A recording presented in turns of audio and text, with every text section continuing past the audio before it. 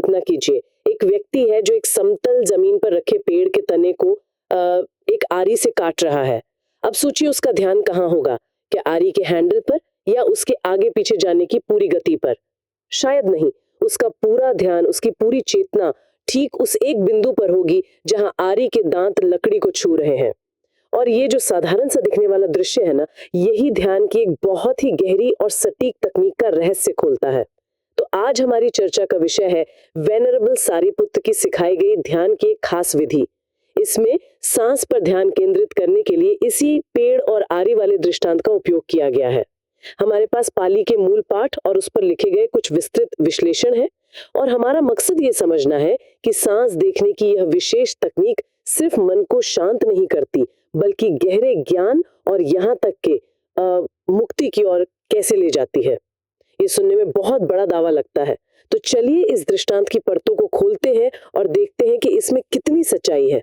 तो ये दृष्टांत काम कैसे करता है? मतलब एक व्यक्ति है, एक पेड़ का तना है और एक आरी है। यहाँ तक तो सब सीधा लगता है, लेकिन इसका ध्यान से क्या लेना देना? बिल्कुल। और सारा रहस्य आप देखिए इसी बात में छिपा है कि उस व्यक्ति का ध्यान, यानी जिसे पाली में सति कहते हैं, वो कहाँ स्थापित है। पाठ इस बारे में बहुत साफ है। वो कहता है कि व्यक्ति का ध्यान केवल आरी के उन दांतों पर है जो पेड़ को छू रहे हैं। अच्छा, सिर्फ छूने वाले दांतों पर? हाँ, वो उन दांतों पर ध्यान नहीं देता जो लकड़ी को काटकर गुजर चुके हैं, और न ही उन दांतों पर जो अभी लकड़ी को छूने वाले हैं। फिर भी उसे इस बात का पूरा ज्ञान रहता है कि आरी चल रही है, दांत गुजर रहे हैं और आ रहे हैं, लेकिन उसका जो फोकस है वो एक ही बिंदु पर टिका होता है। ये तो दिलचस्प है। तो अगर हम इसे ध्यान की तकनीक पर लागू करें, तो इसका नक्शा कैसे बनेगा? मतलब यहाँ पेड़ क्या है और आरी क्या है? हाँ, तो पाठ इसे एक सटीक मानचित्र की तरह समझाता है।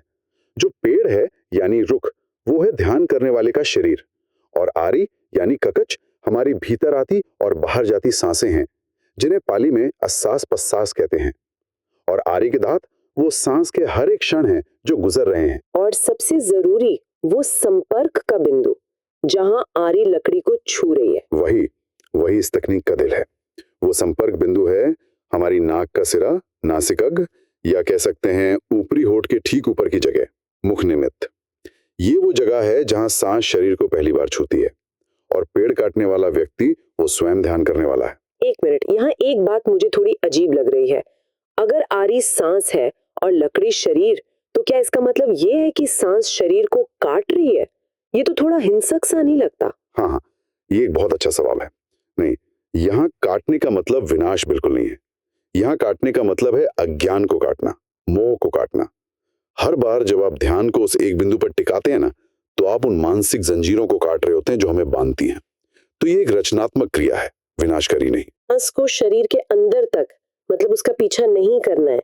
जब सांस अंदर जाती है तो सीने तक या पेट तक उसे फॉलो नहीं करना। ये तो उन सारी ध्यान की तकनीकों से बिल्कुल अलग है जो मैंने सुनी है, जहाँ कहा जाता है कि सांस के पूरे रास्ते को देखो। आपने बिल्कुल सही पकड़ा। यही यही इस तकनीक का सार है, और यही इसे इतना शक्तिशाली बनाता है। ध्यान एक ही अचल बिंदु पर टिका रहता है। पाठ की भाषा बहुत साफ है। वह गुजर चुकी या आने वाली सांसों पर ध्यान नहीं देता। इसका मतलब है कि जागरूकता तो निरंतर है। आपको पता है कि सांस आ रही है और जा रही है, लेकिन ध्यान का केंद्र, उसका लंगर हिलता नहीं है। ये सांस को देखना या उसका पीछा करना नहीं है, बल्कि सांस के स्पर्श को एक ही बिंदु पर लगातार महसूस करना है। मन हिलता नहीं, बस संपर्क को जानता है। ये तो सोचने का पूरा नजरिया ही बदल देता है। मैं हमेशा सांस को फॉलो करने के बारे में सुनती आई हूँ। अगर कोई इस तरह ध्यान को एक ही जगह टिकाए रखता है, तो इसका असर क्या होता है? क्या मन बोर नहीं हो जाता या कुछ और गहरा होता है? पाठ कहता है कि इस विधि से अभ्यास करने पर 3 परिणाम अपने आप मिलते हैं: प्रधान, प्रयोग और विशेष। ये क्या है? हाँ, और सबसे दिलचस्प बात यह है कि ये परिणाम जबरदस्ती नहीं लाए जाते। ये स्वाभाविक रूप से प्रकट होते हैं, जैसे बीज से पौधा। पहला है प्रधान। इसका शाब्दिक अर्थ है प्रयास, लेकिन ये वो थकाने वाला प्रयास नहीं है जिसके बारे में हम सोचते हैं। मतलब हमें कोशिश नहीं करनी पड़ती, कोशिश अपने आप होने लगती है। ये कैसे हो सकता है? बिल्कुल, ये एक सहज प्रयास है। जब मन उस एक बिंदु पर टिकने लगता है ना, तो एक खास तरह की ऊर्जा पैदा होती है। ये ऊर्जा मन और शरीर को काम करने योग्य, लचीला और सेवा करने योग्य बना देती है। पाली में इसके लिए एक शब्द है कमनीयम, यानी वर्कबल। जैसे कुम्हार गीली मिट्टी को कोई भी आकार दे सकता है, वैसे ही यह मन किसी भी गहरे ध्यान के लिए तैयार हो जाता है। आपको मन से लड़ना नहीं पड़ता, वो खुद आपका साथ देने लगता है। ठीक है, तो मन हमारा दोस्त बन जाता है। इसके बाद दूसरा परिणाम आता है प्रयोग, यानी सही अनुप्रयोग। इसका क्या मतलब है? प्रयोग का मतलब है कि मन के जो सूक्ष्म मैल हैं, जिन्हें उपकिलेश कहा गया है, जैसे हल्की बेचैनी, संदेह या आलस, वे अपने आप दूर हो जाते हैं। और जो व्यर्थ के विचार हैं, वितक्क, वे बिना दबाए शांत हो जाते हैं। बिना दबाए? हाँ, सोचिए, विचारों को पनपने के लिए ध्यान का ईंधन चाहिए। जब आप अपना सारा ध्यान एक बिंदु पर लगा देते हैं, तो विचारों के पास जाने के लिए कोई जगह ही नहीं बचती। वे भूखे रह जाते हैं और खुद ही शांत हो जाते हैं। आपको उनसे लड़ना नहीं पड़ता, जो कि खुद एक और विचार है। ये बहुत बड़ी राहत की बात है। विचारों से लड़ना ही तो सबसे थकाने वाला काम होता है। अच्छा, तो पहले प्रयास सहज हो जाता है, फिर फालतू के विचार शांत हो जाते हैं, लेकिन ये तीसरा विसिस, ये तो मुक्ति की बात कर रहा है। ये बहुत बड़ी छलांग लगती है। सिर्फ नाक पर ध्यान रखने से कोई मुक्त कैसे हो सकता है? संयोजन कहते हैं। जैसे अहंकार, ईर्ष्या, लगाव, वे नष्ट हो जाते हैं। और सबसे गहरी बात, हमारे अवचेतन में पड़ी प्रवृत्तियां, अनुसय, जड़ से समाप्त हो जाती हैं। ये सिर्फ मन को शांत करना नहीं है, ये मन के ऑपरेटिंग सिस्टम को ही बदल रहा है। और ये इसलिए होता है क्योंकि ये तकनीक मन को वो काम करने से रोक देती है जो वो हर पल करता है, कहानियां बनाना। तो ये स्थिरता एक तरह से मन की फैक्ट्री को ही बंद कर देती है। स्रोत ये भी बताते हैं कि ध्यान की ये अचल अवस्था सीधे तौर पर ध्यान यानी गहन ध्यान की अवस्थाओं की ओर ले जाती है। ये कैसे होता है? सिर्फ एक बिंदु पर टिके रहने से इतनी गहरी अवस्थाएं कैसे आ सकती हैं? ये एक प्राकृतिक प्रक्रिया है, एक ढलान पर लुढ़कती गेंद की तरह। जब मन नाक के उस सूक्ष्म बिंदु पर लगातार टिकने लगता है, तो आप उपचार समाधि या एक्सेस कंसंट्रेशन में प्रवेश करते हैं। ये ध्यान की दहलीज है। विचार अपने आप बहुत धीमे हो जाते हैं, शरीर बिल्कुल हल्का और आरामदायक महसूस होता है। यही वो कमनीय अवस्था है जहां मन पूरी तरह से तैयार है। और इस दहलीज को पार करने के बाद क्या होता है? इसके बाद आता है प्रथम ध्यान। अब वितक और विचार, यानी आरंभिक और निरंतर सोच, पूरी तरह से गायब नहीं होते, लेकिन वो भटकना बंद कर देते हैं। वो उसी एक बिंदु पर स्थिर हो जाते हैं, जैसे कोई मधुमक्खी एक ही फूल के चारों ओर भिन भिना रही हो। इस एकाग्रता से स्वाभाविक रूप से प्रीति, मतलब एक तरह का उत्साहपूर्ण आनंद, और सुख, यानी गहरा संतोष, उत्पन्न होते हैं। मन पूरी तरह से एकीकृत और आनंदित महसूस करता है। और आगे के ध्यान, मैंने सुना है कि उनमें सांस भी गायब हो जाती है। ये सुनने में थोड़ा डरावना लगता है। गायब होना सही शब्द नहीं है, ये कहना बेहतर होगा कि सांस अविश्वसनीय रूप से सूक्ष्म हो जाती है, इतनी सूक्ष्म कि आपको महसूस ही नहीं होती। दूसरे ध्यान में वो मधुमक्खी भी शांत हो जाती है, यानी विचार पूरी तरह रुक जाते हैं। अब सिर्फ एक बिंदु पर टिकी जागरूकता, प्रीति और सुख बचते हैं। यह एक बहुत ही शक्तिशाली और आनंदपूर्ण अवस्था है। और इसके भी आगे? तीसरे ध्यान में वो उत्साहपूर्ण आनंद, प्रीति भी शांत हो जाता है और केवल गहरा शांत सुख बचता है।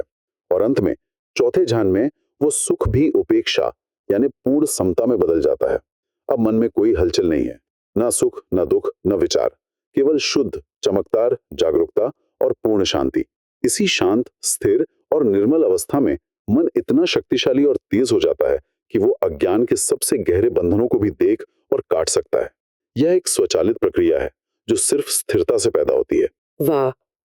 तो बस एक स्थिर बिंदु पर ध्यान टिकाने से इतनी गहरी प्रक्रिया अपने आप शुरू हो जाती है। लेकिन यहाँ एक सवाल है जो मुझे सबसे ज्यादा हैरान कर रहा है। मैं समझ सकती हूँ कि इससे मन शांत हो जाता है, लेकिन सिर्फ एक बिंदु पर ध्यान टिकाने से अनुसय या अवचेतन प्रवृत्तियां कैसे नष्ट हो सकती हैं? ये तो बहुत गहरी होती हैं, जैसे अवचेतन में छिपा गुस्सा या लगाव जो सालों से हमारे साथ है। ये इस तकनीक का सबसे गहरा और क्रांतिकारी पहलू है। अनुसय, जैसे कि अवचेतन में छिपा राग या द्वेष, वो मन की निरंतर गति और कहानियों के पीछे छिपे रहते हैं। जब मन अतीत की यादों और भविष्य की योजनाओं में दौड़ता रहता है, तो ये प्रवृत्तियां उसे ईंधन देती हैं और खुद भी उससे पोषण पाती हैं। ये विधि उन्हें भूखा रखती है। भूखा रखती है। ये एक बहुत दिलचस्प उपमा है। इसका क्या मतलब है? सोचिए, ये अनुसय जंगल के उन जंगली जानवरों की तरह है जो राहगीरों के फेंके हुए खाने पर जीते हैं। अगर राहगीर उस रास्ते से गुजरना ही बंद कर दें, यानी मन अतीत और भविष्य में भटकना बंद कर दे, तो वो जानवर अपने आप भूखे मर जाते हैं। आपको उनसे लड़ना नहीं पड़ता, बस उन्हें भोजन देना बंद करना होता है। और वो भोजन क्या है? वो भोजन है हमारी कहानियां। जब ध्यान पूरी तरह से स्थिर होता है तो कोई गति नहीं होती। जब मन अतीत या भविष्य पर ध्यान नहीं देता तो वो कहानियां नहीं बुनता कि उसने मेरे साथ ऐसा क्यों किया या मुझे वो चीज चाहिए। और जब कहानियां नहीं होती तो राग और द्वेष को उभरने का मौका ही नहीं मिलता। और सबसे महत्वपूर्ण, जब सांस बहुत सूक्ष्म हो जाती है और पकड़ने के लिए कोई विषय नहीं होता, तो तृष्णा यानी चाहत को कोई ईंधन नहीं मिलता। वो आग बिना ईंधन के खुद ही बुझ जाती है। तो ये एक तरह से मन के उस इंजन को बंद करने जैसा है जो दुख पैदा करता है। बिल्कुल। इस अभ्यास को चेतना यानी विज्ञान को नियंत्रित करने की एक विधि के रूप में वर्णित किया गया है। यह चेतना को नाम रूप की दुनिया बनाने से रोकती है। नाम रूप का मतलब है हमारे अनुभव की दुनिया, जिसमें हम चीजों को नाम देते हैं, पहचानते हैं, अच्छा बुरा कहते हैं और फिर उन पर प्रतिक्रिया करते हैं। सरल शब्दों में यह उस प्रक्रिया को ही रोक देता है जिससे मन दुख पैदा करता है। यह समस्या को उसकी जड़ से पकड़ने जैसा है, इससे पहले कि वो एक विचार से एक भावना और फिर एक प्रतिक्रिया बन जाए।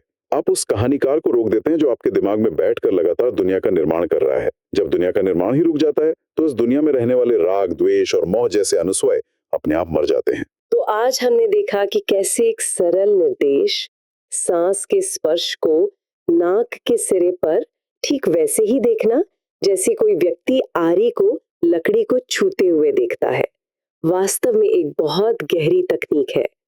ये सांस का पीछा करने के बारे में नहीं, बल्कि ध्यान की पूर्ण स्थिरता के बारे में है, एक ही बिंदु पर लंगर डालने के बारे में। इस चर्चा का सार ये है कि ये स्थिरता सिर्फ शांति नहीं लाती, ये एक चेन रिएक्शन शुरू करती है। ये स्वाभाविक रूप से मन को काम करने योग्य बनाती है, व्यर्थ के विचारों को भूखा रखती है, ध्यान की गहरी अवस्थाओं में प्रवेश कराती है और अंततः मन की सबसे गहरे मैल, उन अवचेतन प्रवृत्तियों को जड़ से उखाड़ देती है। ये सांस देखने से स्पर्श देखने की ओर एक बदलाव है जो मन को दुख की दुनिया बनाने से ही रोक देता है। अंत में एक विचार स्रोत बताते हैं कि ये अभ्यास चेतना को एक दुनिया बनाने से रोकना है। अगर हमारी सामान्य अवस्था लगातार विचार, स्मृति और अपेक्षाओं के माध्यम से अपने लिए एक दुनिया बनाने की है, एक कहानी बुनने की है, तो स्व की भावना का क्या होता है, उस मैं का क्या होता है जब ये पूरी निर्माण प्रक्रिया एक पल के लिए भी रुक जाती है।